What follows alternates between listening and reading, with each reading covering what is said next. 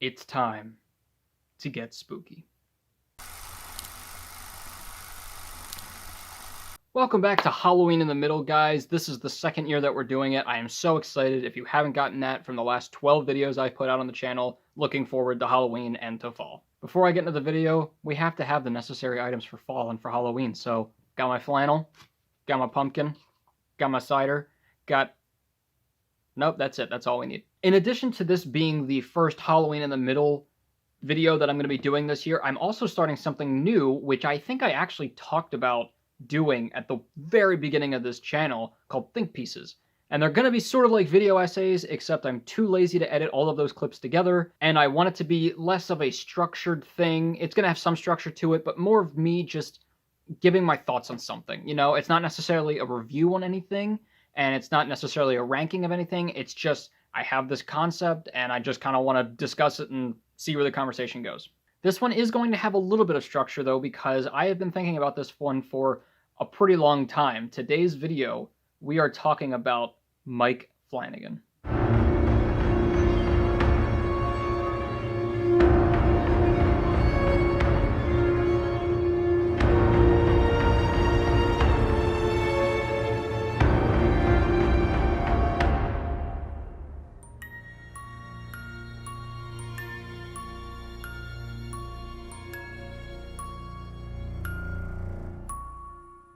Mike Flanagan is one of the more recently well-known horror directors. He has 6 movies and 2 really well-known TV shows, and he actually just came out with his 3rd one, Midnight Mass. So, perfect timing.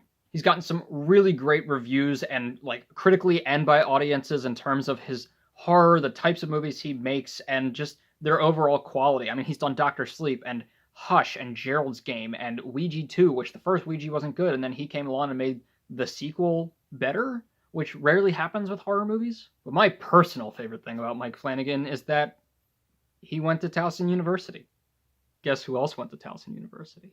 Now, I've talked about this before, but any chance I get to say that I went to the same school as Mike Flanagan, who is now one of the biggest directors out there, biggest horror directors at least, I'm going to. I think the first thing I ever saw by Mike Flanagan was Haunting of Hill House, and then from there I watched Bly Manor and all of his other movies, and I just found some really interesting themes and things that were consistent across all of his stories. Even if they were different stories, they had these same structures or themes or just things that he had in there that I was like, these are too similar to not talk about. And I looked up on YouTube and I found a couple good Mike Flanagan analysis video essays or discussions, but there were some things in some of those essays or articles that I don't think people have touched on as much. And if they have and I just missed it, I just still want to talk about my thoughts, just, personally, just seeing what I've seen. So let's get started.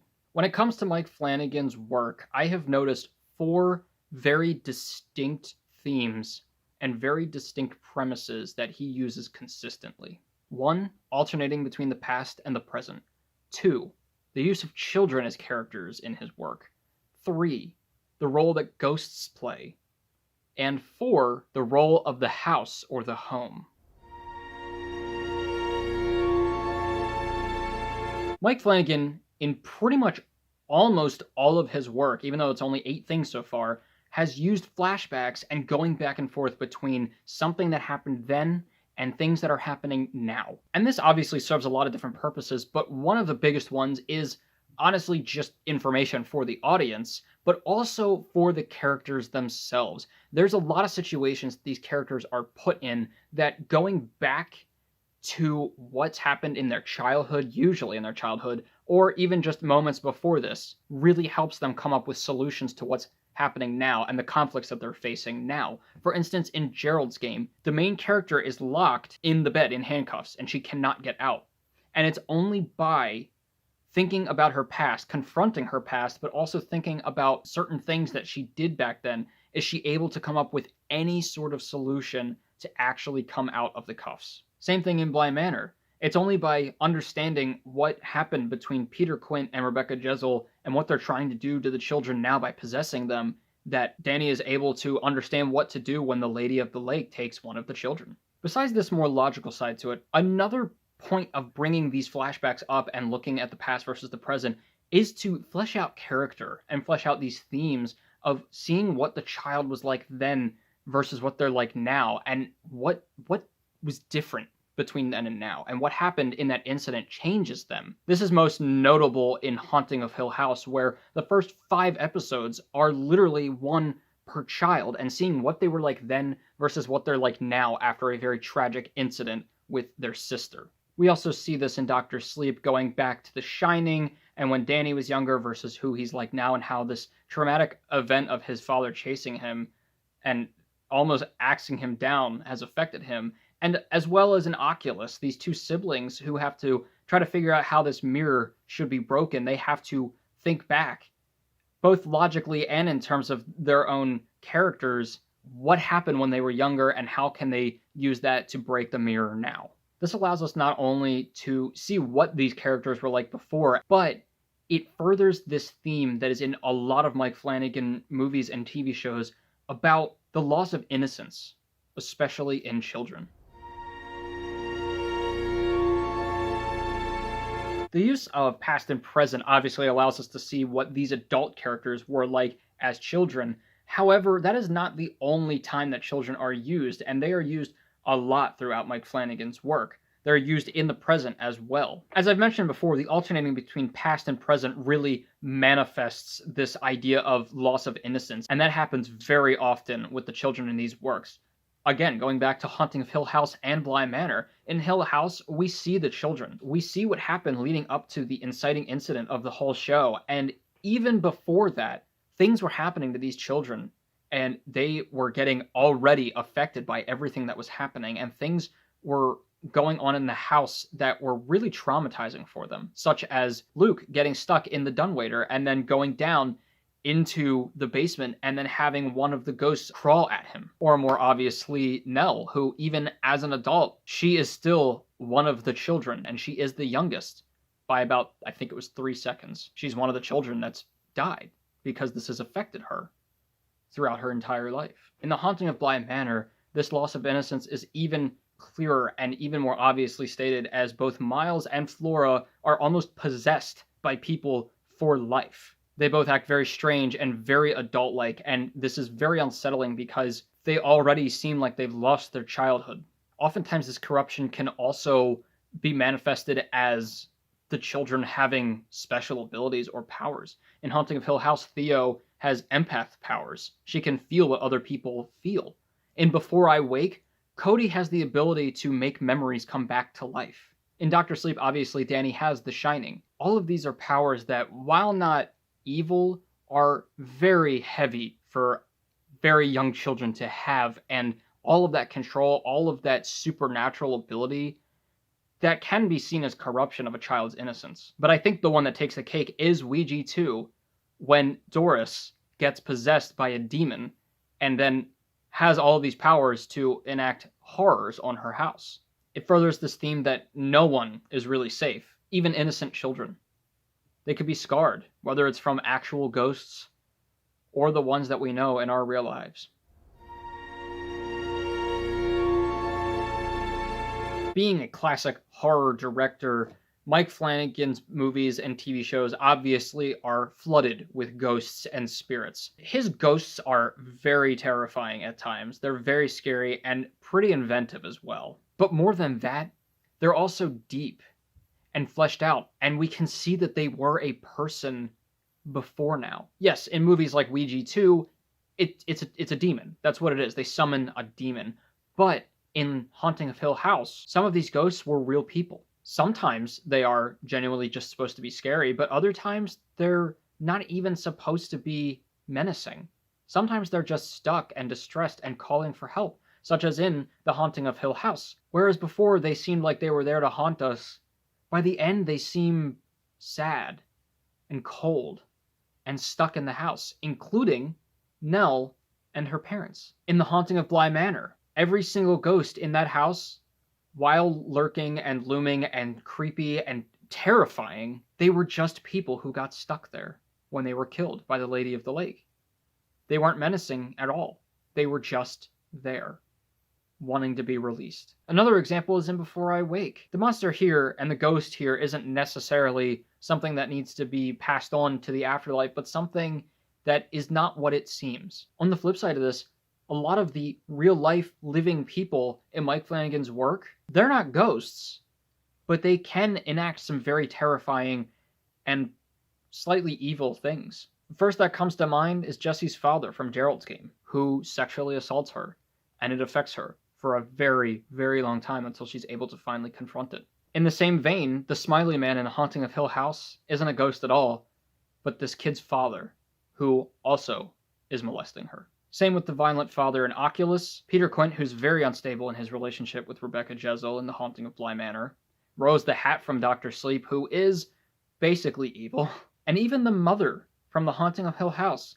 She is not an evil person, but she was able to be corrupted by the ghosts in the house, to the point where she accidentally, but unknowingly, kills a child. But the only movie that Mike Flanagan has actually made that discusses only solely real-life threats is Hush, a movie about how a deaf woman gets invaded by somebody who is just enamored with breaking into her house and traumatizing her for no other reason than just because. And I think that makes it stand out from his other movies is because it's solely about real-life people and real-life horrors that they can enact. While not see-through, and while definitely living, these characters are also ghosts in Mike Flanagan's work as well, because they live with these main characters. They live with the people who were hurt by them. And so even the ghosts that are actual ghosts in these works are really just manifestations of other living anxieties and guilts and fears and regrets and horrifying tragic events that these main characters have gone through. And many of these confrontations with the ghosts are really just confrontations with the past.